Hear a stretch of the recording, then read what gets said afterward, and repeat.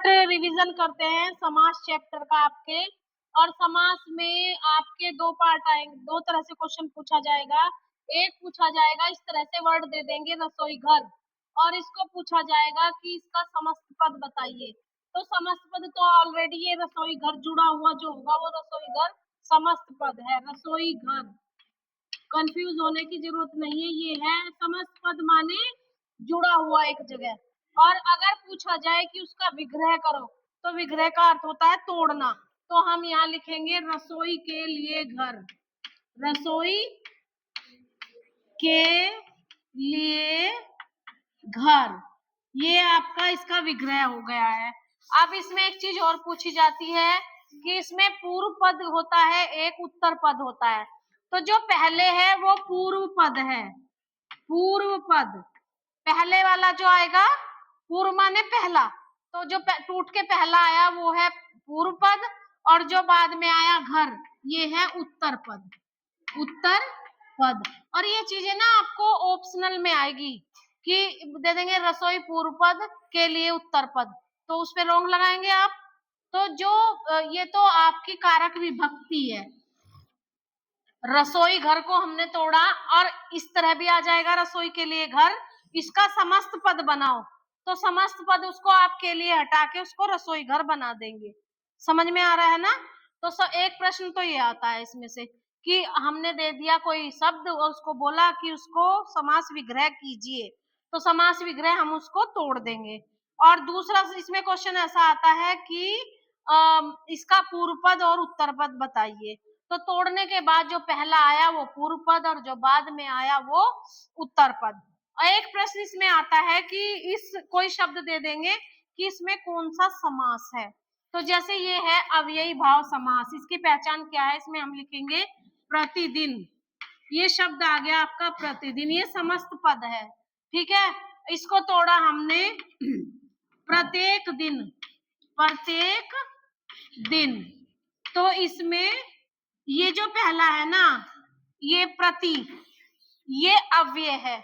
अव्यय कौन होते हैं? जो स्त्रीलिंग पुल्लिंग एक वचन बहुवचन के साथ नहीं बदलते, और ये गिने गिनाए हैं। जैसे प्रति होता है, सु होता है, बे होता है ना, और यथा होता है, और यत अधि, अधि, हाँ अधि, और भी। इनको आप रट लेना, आपकी ग्रामर की बुक में लिखे होंगे। 7-8 ही अव्यय हैं, बस वही लगे हुए आते हैं, तो समझ लो ये अव्ययी भाव समास है अगर आगे अव्यय लगा है।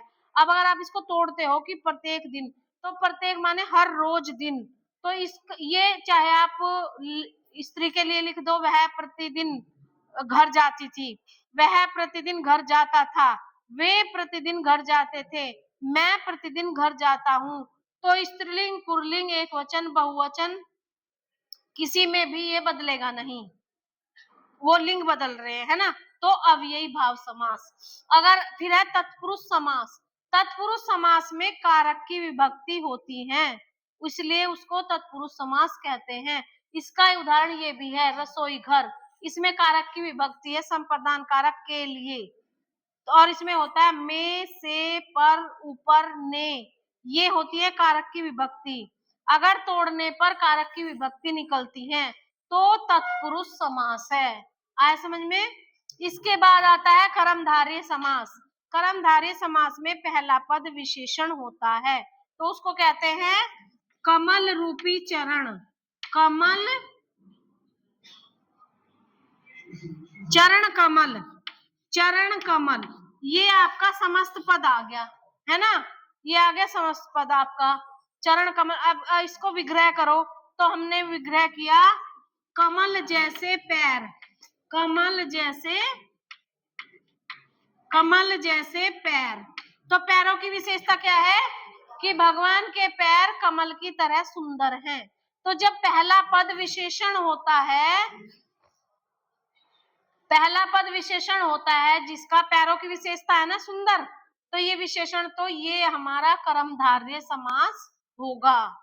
इसके बाद आता है द्विगु समास। द्विगु समास की विशेषता ध्यान रखना, इसमें संख्या होती है, जैसे चौराहा, चौराहा, तो इसका क्या है, 4 राहों का समूह, 4 राहों का समूह।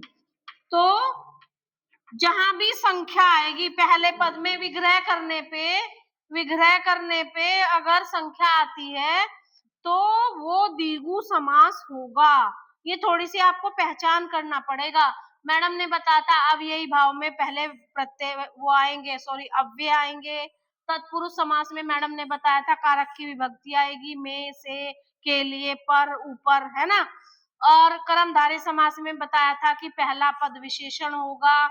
अब आता है आपका द्वंद्व समास। इसकी पहचान ये रखना, यहाँ भी द, यहाँ भी द, यहाँ भी वह, यहाँ भी वह, दोनों बराबर है, न से जुड़े हैं और इसको इनके दोनों पद बराबर होते हैं। जैसे दिन रात, इसमें नीचे आएगा दिन रात, तो दिन का भी इतना ही महत्व है, रात का भी इतना ही महत्व है ना।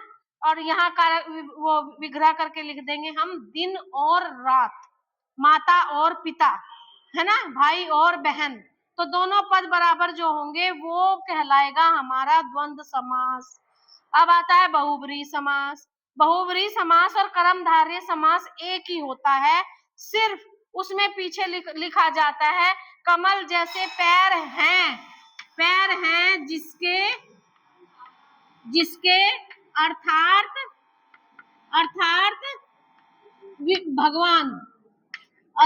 भगवान। बस कर्मधारय समास में और बहुव्रीहि समास में इतना अंतर है कि इसमें अर्थार्थ आएगा, तीसरा अर्थ होता है, कोई तीसरा अर्थ। तो कमल जैसे पैर हैं जिसके अर्थात भगवान, है ना। और गजानन, गज हाथी जैसा मुख है जिसका, अर्थात गणेश जी, है ना। तो अगर तीसरा अर्थ आए तो बहुब्रीहि समास, अगर यहाँ छोड़ दें हाथी जैसा मुख है जिसका, सिर्फ इतना छोड़ दें तो कर्मधारय समास। और अगर आगे लिख दें अर्थात गणेश जी तो बहुब्रीहि समास। तो आपको ये समास क्लियर हो गए होंगे। चौथा चैप्टर है आपका मुहावरे, और मुहावरे मैं आपको बता रही हूँ आपके चैप्टर में गद्य खंड में पीछे जितने भी मुहावरे हैं, आप अब अपना वो चैप्टर खोलेंगे गद्य खंड का, उसमें एक हेडिंग डला रहता है भाषा अध्ययन। तो उसमें नीचे सरल संयुक्त मिश्र वाक्य भी होंगे, पदबंध भी होंगे, किसी चैप्टर में वाक्य होंगे, किसी में पदबंध, और सारों में एक दो मुहावरा होगा। वही वाले मुहावरे बोर्ड में आते हैं, उन्हीं मुहावरों को याद कर लेना जो आपके चैप्टर के पीछे हैं। क्लियर है सबको? Thank you.